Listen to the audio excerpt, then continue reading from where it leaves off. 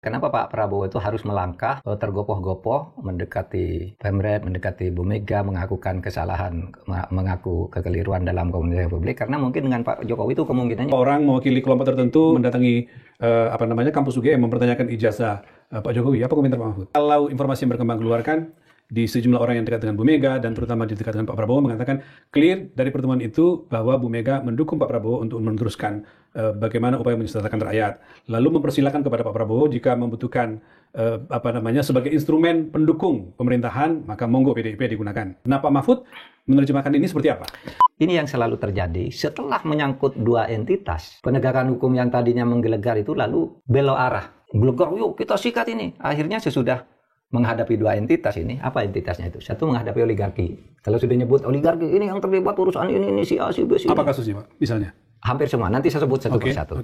Atau menghadapi petinggi koalisi. Apa pandangan Pak Mahfud terhadap langkah-langkah dan kebijakan yang ditempuh oleh Presiden Prabowo dalam kira-kira 2 pekan terakhir, Pak? Ya, nampaknya gini ya. Nampaknya ada perubahan arah. Dia memilih arah baru dalam langkah-langkah dan kebijakan politiknya menjadi semakin akomodatif. Presiden Prabowo? Iya, semakin akomodatif. Mau menerima masukan, kemudian merespons secara terbuka yang didengarkan oleh masyarakat, tidak satu arah. Sehingga dia benar-benar tampak sedang melakukan pendekatan-pendekatan baru di dalam langkah-langkah politiknya. Apa penyebabnya, Pak? Kenapa itu dilakukan? Kalau ditanya apa ya penyebabnya, gitu mungkin dia sadar bahwa trust yang diharapkan dari publik itu tidak bisa diraih, ya. Tidak bisa diraih atau secara maksimal tidak bisa didapatkan, gitu. Maksimal tidak bisa didapatkan karena buktinya apa? Buktinya ya rupiah ambruk terus, ya. Saham sampai merah. Pada pertemuan itu ya, sampai pada tanggal 6-7 itu ya. Saham merah terus, sudah dilakukan berbagai langkah-langkah yang dia umumkan secara sepihak, dia pidatokan di mana-mana juga tidak banyak hasilnya, sehingga dia merasa ini kalau keadaan begini terus, ini masalahnya ada di trust, berarti kepercayaan publik itu tidak percaya, sehingga dia perlu melakukan langkah-langkah baru untuk membangun trust. Karena apa? Karena kalau kita lihat ya perjalanan pemerintahan Pak Prabowo itu dulu dia sangat yakin sekali bahwa Kim Plus itu bisa menyelesaikan semuanya. Pokoknya sudah ada Kim Plus deh, sudah ada Pak Jokowi, semua beres lah. Koalisi besar sekarang yang dimiliki. Sekarang. Tapi ternyata nggak bisa juga. Ya, ternyata gagal misalnya. Gagal itu dimulai dari ketika Mahkamah Konstitusi kemudian membuat putusan yang melarang tanda petik orang yang berusia di bawah 25 tahun menjadi gubernur atau wakil gubernur. Padahal itu sudah diyakini benar. Sudah selesai MA itu, tiba-tiba MK menyatakan itu salah. MK itu tidak membatalkan putusan MA, tapi dia menafsirkan bunyi undang-undang bahwa undang-undangnya sudah benar, tidak boleh ditafsirkan oleh lembaga lain. Pak Mahfud yang mengatakan sehebat-hebatnya koalisi besar itu nggak bisa melawan ini, kira-kira gitu ya? Ini. Dan itu kan masih mau dicoba direkayasa lagi ya. Tapi kemudian muncul gerakan yang organik. Pada waktu itu kan mau tiba-tiba ada perubahan, revisi undang-undang pilkada kan, yang katanya ada surat dari Presiden putusannya tanggal 20, Presiden kapan buat surat? Kalau tiba-tiba sudah berisi dim soal itu, itu akhirnya gagal kan, dilawan oleh masyarakat. Sehingga kemudian juga tanpa evaluasi dari masyarakat itu tidak dijawab dengan wajar lah ya, sering dijawab dengan sinis gitu, anjing menggonggong tetap berlalu, itu ndasmu gitu. Orang bilang gelap, saya bangun tidur terang saja gitu, kalian yang gelap dan sebagainya. Lalu disadari juga bahwa komunikasi publik gagal. Dan itu disampaikan sendiri oleh Pak Prabowo, Pak. Ya, itu diakui oleh Pak Prabowo. Ya. Jadi itu yang nampaknya terjadi sehingga terlihat bahwa presiden kita ini tampaknya kepepet. Kepepet ya. Seharus melakukan langkah baru. Dan itu adalah wajar, kita puji ya, kita apresiasi. Dia harus mencari langkah baru, tidak boleh konservatif seperti sebelumnya, merasa percaya diri dan macam-macam, harus berubah gitu. Malah kalau dia tidak melakukan langkah-langkah baru, kita cemas, ya kan? Negara ini terus mau kemana? Kalau Pak Prabowo diem aja. Nah, sekarang sudah melakukan langkah-langkah baru, meskipun bisa disadari itu karena dia kepepet, karena langkah-langkah sebelumnya yang semuanya mencoba itu seperti percaya diri itu ya habis. Pak Mahfud mengatakan ke BP, tapi kalau misalnya kita lihat dalam, katakanlah misalnya pada saat 100 hari pemerintahan Pak Prabowo, kan survei-survei yang dilakukan oleh beberapa lembaga termasuk media itu mengatakan tingkat kepuasan publik katanya 80% pada Pak Mahfud tidak melihat itu sebagai sebuah keberhasilan sehingga sekarang mengatakan sekarang ini masanya malah Enggak begini, perubahan politik itu tidak ditentukan oleh survei. Ya. Kegaduhan atau ketenangan politik itu tidak pernah ditentukan oleh survei. Survei itu hanya alat untuk menjelaskan. Tapi kalau faktanya survei itu mungkin kurang sesuai dengan aspirasi elit, aspirasi aktor-aktor politik, ya tetap aja gaduh. Oleh sebab itu maka politik kan gaduh terus tuh selama ini. Tidak ada yang dibilang tenang, kabur aja dulu dan sebagainya. Itu kan karena kegaduhan yang seperti itu. Diperkuat lagi oleh kebijakan perang tarif ya, kebijakan tarif oleh Trump yang menimbulkan perang tarif itu, yang Indonesia kemudian ada di mana nih, kebingungan. Dia semakin perlu mencari pendekatan baru, mendekati media yang selama ini konon kalau ketemu media itu sepihak ngomong gini dengan penuh kepercayaan, gini media nunduk. Tapi yang terakhir yang di Kan 7 Pemret dia udah terbuka. Oh, Pak Mahfud membandingkan antara pertemuan dengan Pemret sebelumnya di Hambalang dengan 7 Pemret yang terbatas gitu. Itu berbeda ininya. Iya, kalau dengan Pemret sebelumnya yang rame-rame itu kita kan dengar dari mulut ke mulut. Pak Prabowo hebat, udah percaya diri, ini ndak bisa. Katanya waktu itu ada presentasi, Pak. Iya, presentasi. Yang dengan 7 Pemret kan juga ada angka-angka kemudian kan ditunjukkan di situ. Tapi dia udah mulai terbuka. Oh iya, saya salah. Oh iya, komunikasi publik saya. Dan itu wajar saja dilakukan Pak Prabowo. Menurut saya wajar dan itu bagus. Seorang presiden menyadari itu bagus. Yang kita cemas itu kan kalau dia tidak menyadari itu dan tidak merubah langkah politiknya untuk meraih trust. Politik itu kan, kepemimpinan itu kan trust kuncinya. Kalau masyarakat punya trust, memberi trust kepada dia, ya oke, jalan bagus gitu. Nah, ada hal lain lagi. Apa sih sebab Pak Prabowo melakukan itu? Mungkin kita bisa menilai positif negatif dari koalisinya dengan Pak Jokowi ya. Jadi Mahfud juga melihat ada kemungkinan ada peluang dengan hubungan dengan Pak Jokowi. Iya, jadi pendekatan dengan Pak Jokowi itu kemungkinannya sekarang dua. Kenapa Pak Prabowo itu harus melangkah tergopoh-gopoh mendekati Pemret, mendekati Bu Mega, mengakukan kesalahan, mengaku kekeliruan dalam komunikasi publik, karena mungkin dengan Pak Jokowi itu kemungkinannya dua. Selama ini kan andalannya Pak Jokowi. Satu, urusan Pak Jokowi sudah dianggap selesai karena anak buahnya sudah di bawah kendali dia.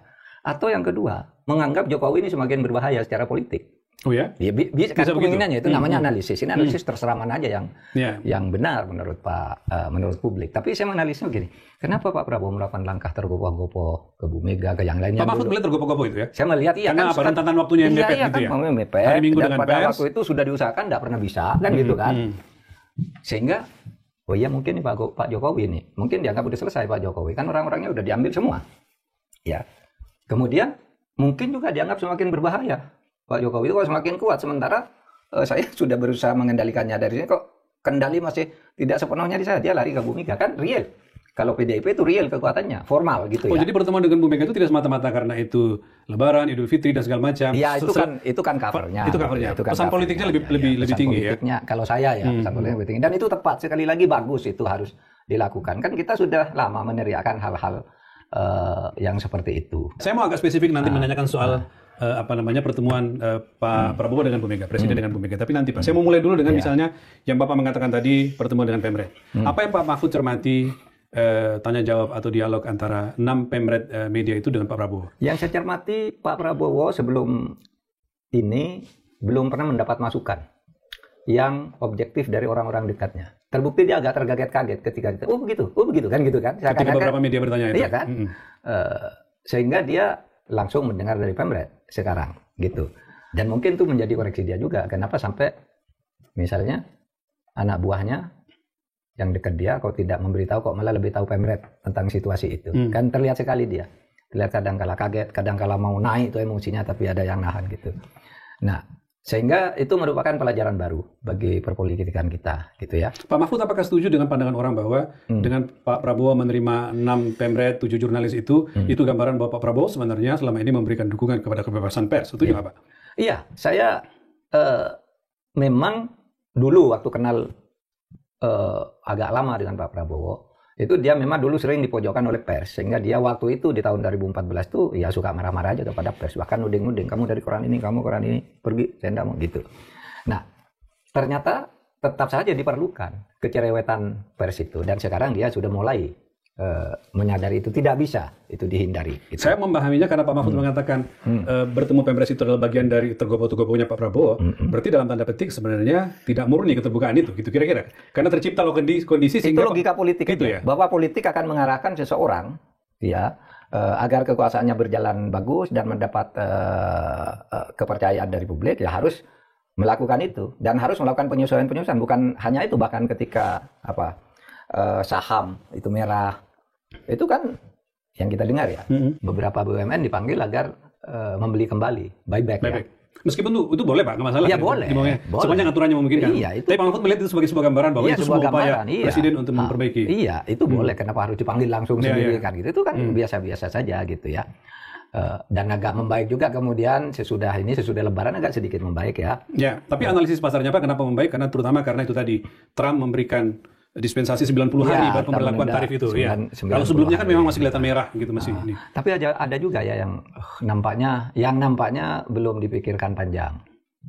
Dari peristiwa ini, penetapan tarif oleh Trump itu, kemudian Pak Prabowo agak tergopoh-gopoh juga meresponnya ketika lalu mengatakan akan merelokasi penduduk Gaza ke Indonesia. Itu ketika mau berangkat ke ketika mau berangkat ke 5 negara kemarin. Iya kan waktu itu sedang rame-ramenya nih. Betul, itu hari Rabu ya, dekat Pak. Trump itu membicarakan itu tanggal 2, Pak Prabowo tanggal hari Minggu ketemu Pemret, kemudian ketemu Mega besoknya, lalu hari Rabu pagi berangkat ke 5 negara itu. Di situ disampaikan soal evakuasi Gaza. Iya, evakuasi. Menurut saya itu agak tergopoh-gopoh, terburu-buru, sehingga itu mungkin mau sinyal kepada Trump bahwa dia dukung Trump, bahwa Gaza itu harus dikosongkan dulu untuk rehabilitasi. Ada maknanya ke situ ya? Dulu kan Trump pernah bilang gitu. Bahkan dia nyebut Indonesia, orang Gaza harus akan dipindah ke Indonesia gitu. Nah, kan masalah yang substansi di Timur Tengah itu, kalau bagi dunia ya adalah masalah kedaulatan dan kemerdekaan Palestina, gitu ya. Dan bagi Indonesia itu sejak awal kemerdekaan kita, sejak Presiden Bung Karno, dia akan tetap mendukung kemerdekaan Palestina dan akan membuka hubungan diplomasi dengan Israel kalau Palestina sudah merdeka. Itu kan sejak Bung Karno sampai terakhir kita tetap mendukung Palestina. Nah, ketika akan merelokasi itu kan mengevakuasi ke Indonesia gitu, itu kan berarti memberi hati kepada Trump untuk apa? Ya itu udah kosongkan, itu memang keinginannya Trump. Orang Israel tidak mau. Meskipun kata Pak Prabowo sementara saja, sementara ya 100 hari, 200 hari. Ya sesudah sampai di sana dijelaskan mungkin 100 hari, mungkin 200 hari, dan saya masih akan bicara dulu dengan semua pihak. Waktu pertama kan tidak begitu. Ya.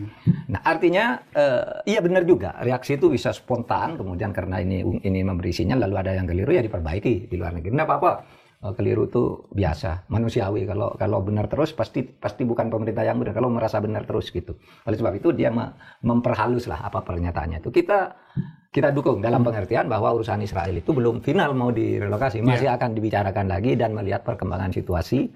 Apalagi di negara-negara kawasan Timur Tengah juga tidak banyak kan dukungan merelokasi atau Pak, Liga Arab sudah memutuskan waktu itu awal Februari bukan solusi yang baik untuk memindahkan mereka gitu. Tapi kalau nerima orang sih Indonesia udah sering gitu melakukan. Myanmar sekarang masih banyak tuh ya yang masih jadi pengungsi gitu. Sudah lama Bu Mega. Yang menurut saya baru bagi Pak Prabowo, ya kan? Kenapa baru dilakukan sekarang pertemuannya? Karena sudah lama kan diinginkan. Nah, menurut saya itu tadi. Sekarang situasinya mendesak agar dia memperbanyak kawan. Ya, karena bagaimanapun Bu Mega ini partai politik terbesar. Iya kan? Ya harus, meskipun pernyataan Bu Mega tadi tidak baru, tapi itu kan sudah bagus. Bu Mega akan bekerja sama di parlemen saja, tidak akan bergabung di kabinet kan gitu, kerjasama. Tapi ada yang lebih baru Pak, dia mengatakan silakan menggunakan, kalau ingin misalnya menggunakan PDIP sebagai instrumen untuk penguat pemerintahan, ya boleh kata Bu Mega. Itu artinya apa Pak? Bukan menggunakan parlemen, bahwa pernikahan parlemen kan pakai lobby-lobby. Bahwa pemerintah memutuskan ini, kalau tolong dong PDIP memahami, kan bisa tapi lewat parlemen, lewat keputusan parlemen, di dalam pembuatan undang-undang, di dalam pembuatan kebijakan-kebijakan yang perlu dukungan parlemen meskipun tidak dalam bentuk undang-undang kan bisa dipakai di situ. Kalau secara komunikasi artinya dengan pertemuan itu maka orang memaknai bahwa Bu Mega makin mudah komunikasi dengan Presiden dengan itu bisa kita menyimpulkan begitu. Setiap saat Bu Mega bisa menyampaikan masukan kepada Prabowo. Iya.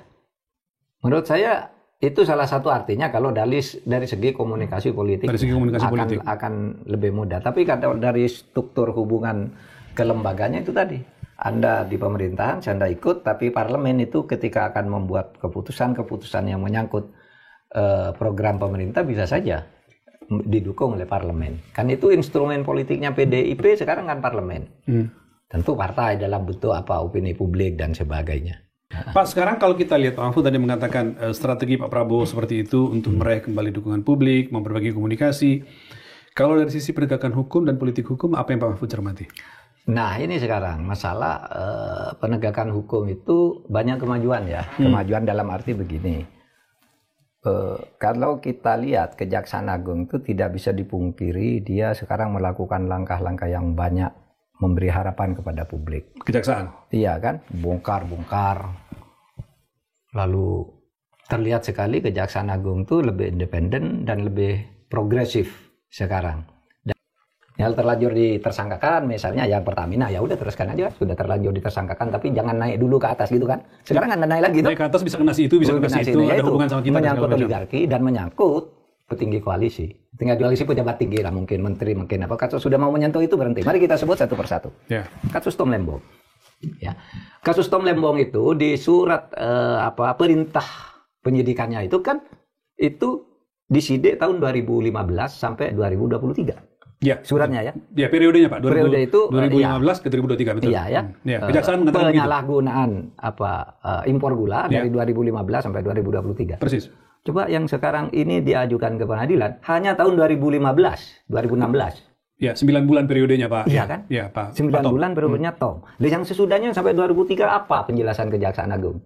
Tahu nggak? Ini karena menyangkut itu tadi, entitas yang ini analisis ya. Jadi Pak Mahfud melihat 2015-2016, pertanyaan berikutnya 2016 ke 2023 itu kemana? Itu kan kemana? Kan mungkin jauh lebih besar. Orang-orangnya ada juga dan melanjutkan kebijakan itu. Itu menteri-menteri setelah itu ada Zulkifli Hasan dan segala macam di situ ya. Ada Zulkifli Hasan, Lutfi, ada Enggar dan sebagainya kan itu kan ada di sesudah itu di antara 2015-2023. Sebaliknya Pertamina, ya Pertamina itu menurut ekspos Kejaksaan itu korupsi yang terjadi pengoplosan minyak. Itu Pertamax dan Pertalite itu kan tahun 2018-2023, iya kan? Nah itu yang sekarang diajukan dan ditangkap orangnya 9 orang itu yang tahun 2023. Loh, yang sebelumnya gimana? Yang atas tadi, yang soal kasus Tom Lembong malah diambil ujung depannya, yang ini dia yang dulu. Kembalikan Pak ya. Nah itu semua kalau dianalisis, karena kalau maju ke depan itu terkena oligarki ini, atau kalau maju ke belakang terkena pejabat ini dan seterusnya dan seterusnya. Nah ini evaluasi kita aja. Hukum itu sudah bagus. Tapi political will-nya masih menjadi pertanyaan besar karena selalu berbelok dan terhenti. Saya mau tahan dulu Pak. Kalau itu terjadi, maka harusnya ini siapa yang harus turun tangan? Katakanlah misalnya pimpinan institusi penegak hukum atau presiden untuk menghentikan ini. Menurut saya Kejaksaan Agung yang secara teknis dan melaksanakan kerja-kerja hukumnya. Tapi saya tahu pasti Kejaksaan Agung rikuh sebelum mendapat perintah langsung dari presiden. Ini untuk menyentuh yang atas-atas. Iya, yang atas-atas itu. Atau malah presiden seharusnya lebih proaktif. Ini ambil, kenapa nih masyarakat bicara ini kok kamu diem aja? Kan gitu kan bisa. Gitu kan. Ini analisisnya Pak Mahfud ya? Analisis saya, analisis saya gitu. Karena tapi faktanya kan itu yang terjadi. Kan? Kenapa fakta itu terjadi? Analisis saya begitu. Kok selalu terjadi kalau oligarki macet, kalau pejabat macet kan gitu kan. Belum lagi kasus judol kan Pak? Oke. Sekarang kasus judol sama. Kasus judol itu ya begitu. Sudah mau katanya tangkap, ini Menkom DG-nya sudah bersemangat kita tangkap sampai menterinya langsung. Begitu menyebut nama pejabat tinggi setingkat menteri, nggak ada lagi kabarnya dan tidak dijawab. Kenapa ini tidak gitu kan? Nah itu juga. Ini political will, soal political will. Kalau memang itu mau dijadikan kebijakan politik resmi, kenapa tidak diumumkan aja? Saya berhenti di sini agar tidak gaduh. Nanti diuji apakah itu masyarakat bisa paham atau enggak. Kan bisa saja masyarakat paham. Yalah daripada gaduh enggak selesai-selesai nanti ngobrol-ngobrol kemana gitu. Tapi itu yang terjadi gitu. Jadi Pak Mahfud mengapresiasi langkah-langkah kejaksaan yang menelusuri berbagai kasus, berbagai kasus, tapi menyayangkan ketika mau sampai pada orang tertentu itu berhenti. Iya, sama kasus pagar laut misalnya. Itu kan udah jelas itu. Dugaan korupsinya patut diduga. Bagaimana sekian ratus sertifikat keluar tanpa ada kolusi? Iya kan? Pasti kolusi lah. Dan kolusi itu adalah permulaan dari korupsi. Orang mau korupsi kan mulai dari kolusi. Kan mestinya disidik ke situ. Tapi apa? Polisian hanya bilang pemalsuan. Terus dibilang, karena kalau mau dibawa ke korupsi, kan tidak ada kerugian negara. Loh, korupsi itu ada 7 jenis, hanya satu yang ada kerugian, yang harus ada kerugian negara. Saya potong sedikit. Tadi pemalsuan, lalu kemudian kan kejaksaan mengembalikan berkas kepada polisi untuk meminta supaya kerugian negaranya diusut. Kira-kira gitu, Pak. Supaya kasus korupsi. Iya. Tapi lalu polisi kemarin mengembalikan lagi ke kejaksaan, Pak, mengatakan tidak ada kerugian negara di situ. Saya yakin tidak ada. Itu yang Pak Mahfud tanggapin. Apa maksudnya? Saya tanggapi, korupsi itu tidak harus kerugian negara. Banyak orang yang sekarang mendekam di penjara itu karena korupsi, tapi tidak merugikan negara sama sekali. Sebutlah Akil Mukhtar. Apa dia rugian negara apa? Dihukum seumur hidup. Karena dia tidak ambil APBN, tetapi diputuskan menerima uang suap gratifikasi. Iya kan?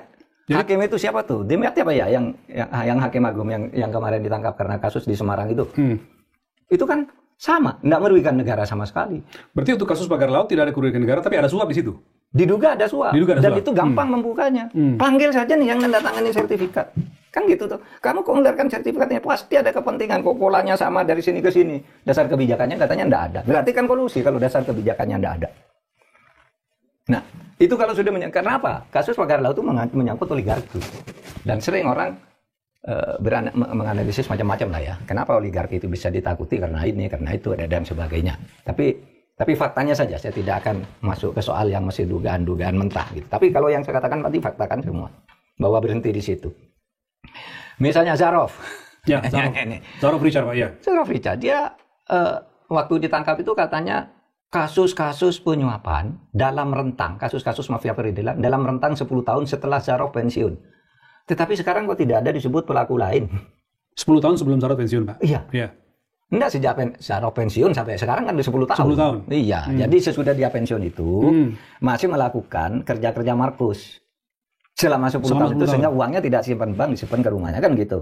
Nah kalau 10 tahun berarti, dan itu diartikan kerja-kerja Markus berbagai perkara, kenapa hanya dia sendiri? Iya kan? Yeah. Dengan uang 915 miliar plus 53 kilogram emas. Ya, sekitar 1 triliun ya Pak, waktu itu ditemukan. Lalu kok tersangkanya sekarang, terdakwanya hanya Zarov? Ini tidak fair. Mestinya ada lah penjelasannya. Ya sekarang ini kita diributkan oleh kasus Juyamto ya, yang Jakarta Selatan itu. Nantilah kita bahas tuh lain kali. Ini ya. Gitu ya. Aneh juga ini, karena ini menyangkut korporasi. Menyangkut korporasi. Ada 3 korporasi Pak. 3 korporasi waktu itu yang diduga perkaranya dibuat onslah, dianggap bukan pidana kan? Karena kalau bukan putus bebas ya. Onslah, iya, onslah itu ada 2, onslah sama Friedprat. Itu bebas lah. Nah, siapa terdakwa? Korporasi, Wilmar Group, Permata Hijau Group, dan Musim Mas Group. Nah, ini dibebaskan. Kan kejaksaan wajar dong. Dia curiga ada apa? Ketemu sama dia. Itu nyuap 22 miliar ya, yang sudah diidentifikasi, diserahkan di mana, siapa yang membagi kepada siapa, lalu ada lagi dan seterusnya. Artinya wajar, tapi saudara nanti kita bahas. Iya Pak, ini penting lebih saya kira waktu kita udah habis saya kira. Iya Pak, saya akan tanya Bapak, tapi kalau bisa satu lagi Pak, ini yang hari ini terjadi berlangsung di Jogja Pak. Beberapa orang mewakili kelompok tertentu mendatangi kampus UGM mempertanyakan ijazah Pak Jokowi. Apa komentar Pak Mahfud? Ya, gini, seharusnya UGM tidak perlu terlibat di urusan itu. Ya, tapi nanti kita bisa bahas. Karena UGM itu yang mengeluarkan ijazah, bukan yang memalsui ijazah. Iya kan?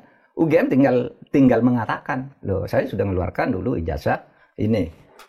Gitu. Tinggal Pak Jokowi menjelaskan berhubungan sama orang yang mempertanyakan itu. Kok sampai hilang dan sebagainya.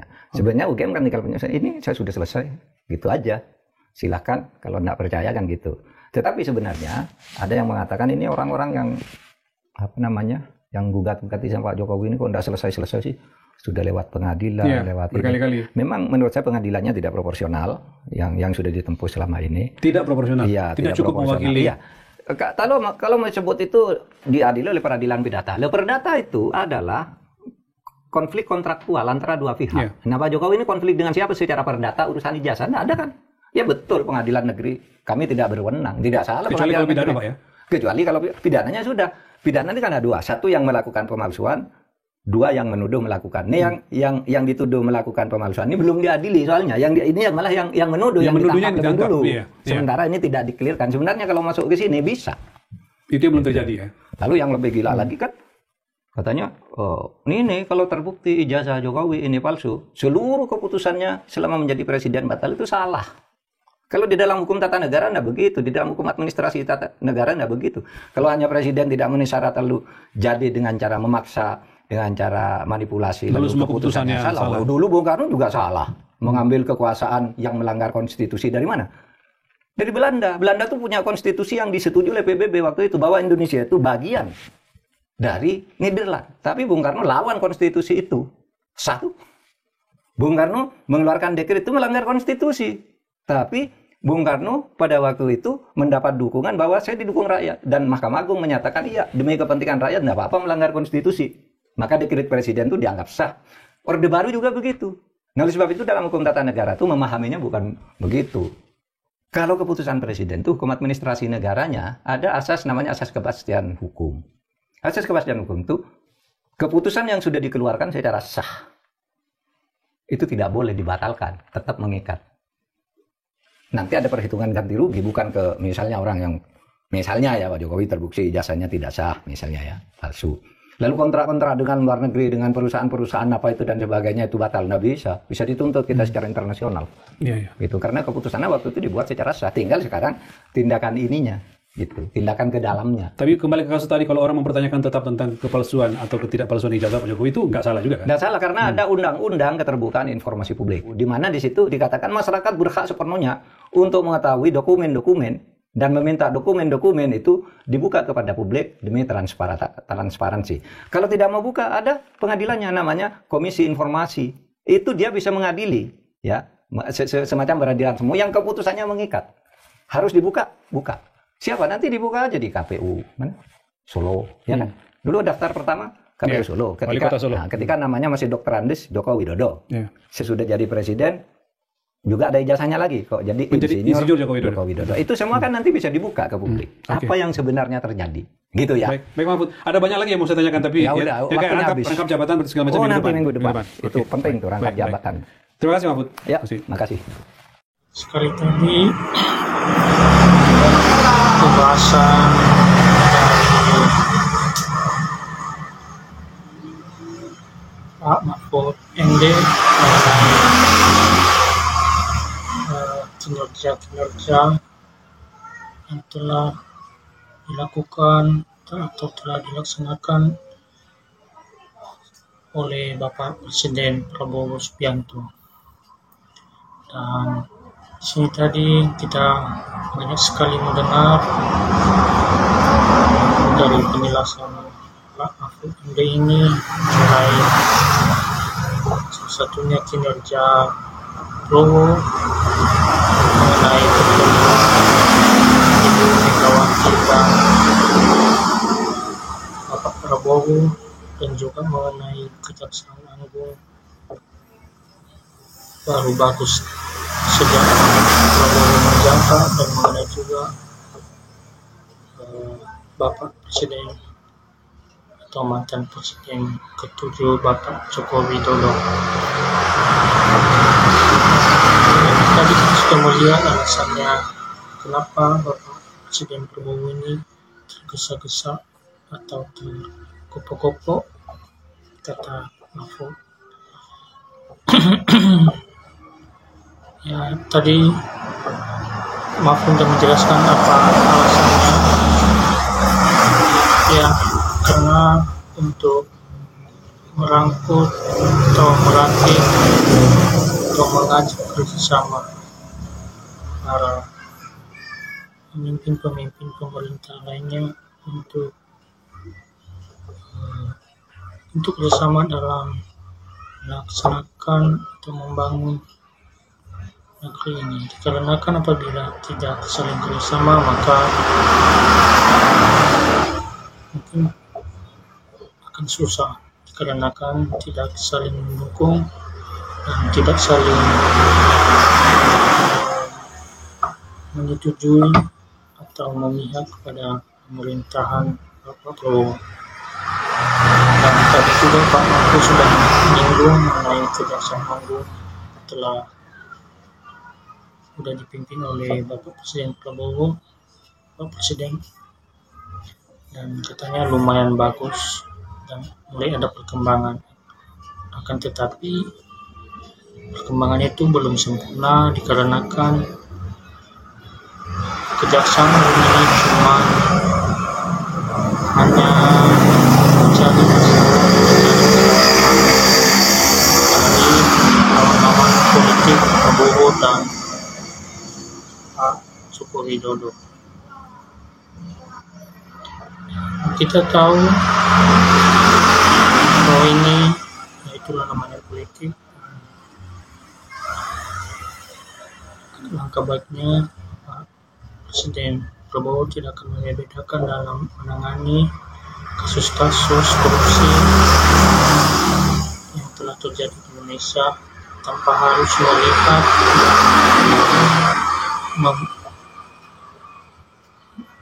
memilih bulu. Sampai yang tersangka itulah yang akan menanggung risikonya. Baik, apabila ada komen-komen dalam pendapat kalian berikan di kolom komentar. Aku harap komentarnya dapat diberikan dan kita bahas nanti bersama.